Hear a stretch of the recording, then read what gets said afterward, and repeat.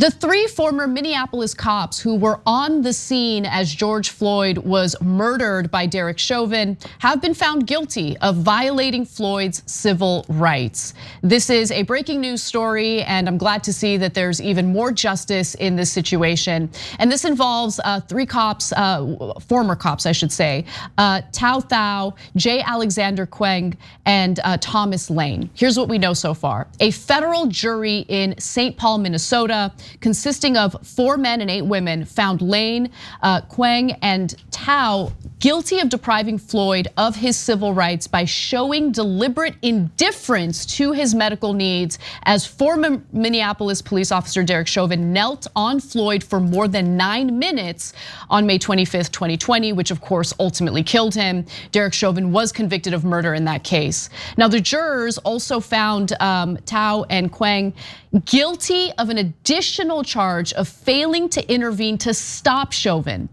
Lane, who did not face the extra charge, testified that he asked Chauvin twice to reposition Floyd while restraining him, but was denied both times. Now, in regard to the defense, the argument was that Derek Chauvin was their superior, that he was the veteran police officer and the others had to defer to him, and because of that imbalance of power, they felt like they couldn't tell him to stop. But luckily, that defense didn't work, and the jury did find them guilty of violating Floyd's civil rights. Now, here's what their roles were, what they did, what they were doing on the scene as Derek Chauvin murdered George Floyd.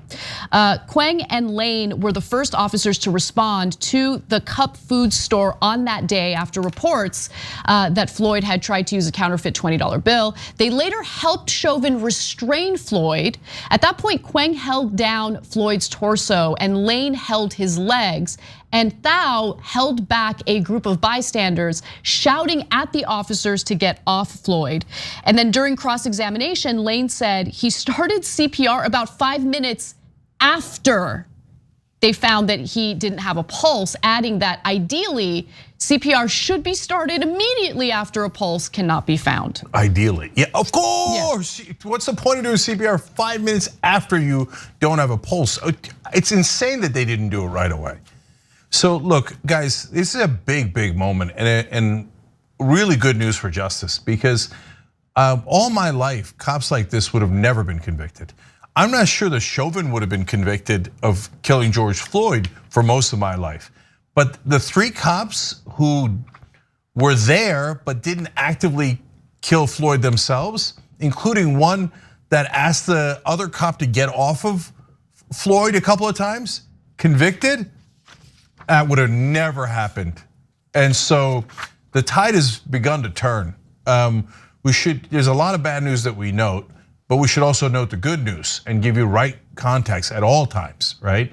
And so, and by the way, Lane asking Chauvin to get off Floyd a couple of times made a huge difference for him because he did not get convicted of the second charge.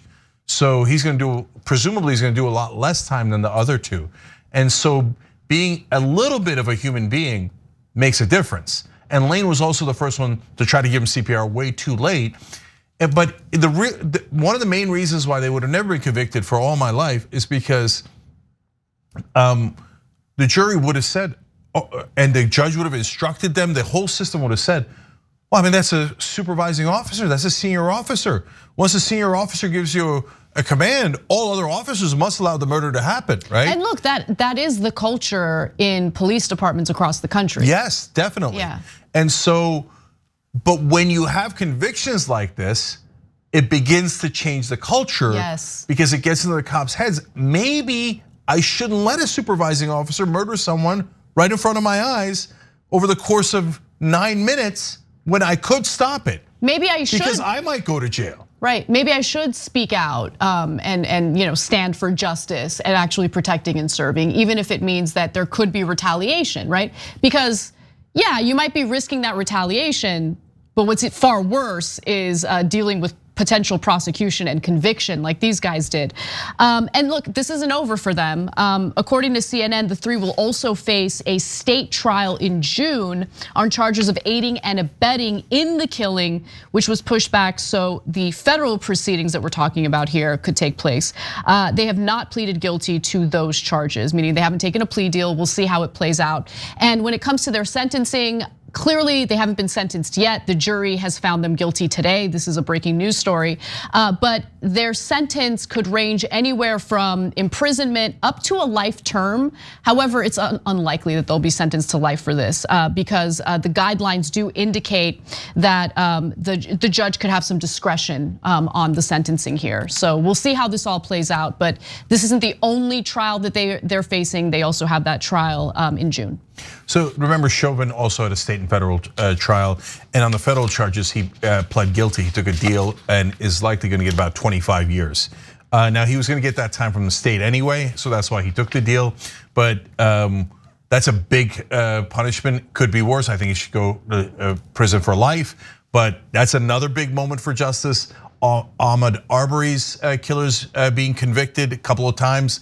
Big moment for justice. But I want to end on one last thing that Anna mentioned. If Lane hadn't just said, hey, can you get off his neck? I don't think that's a good idea.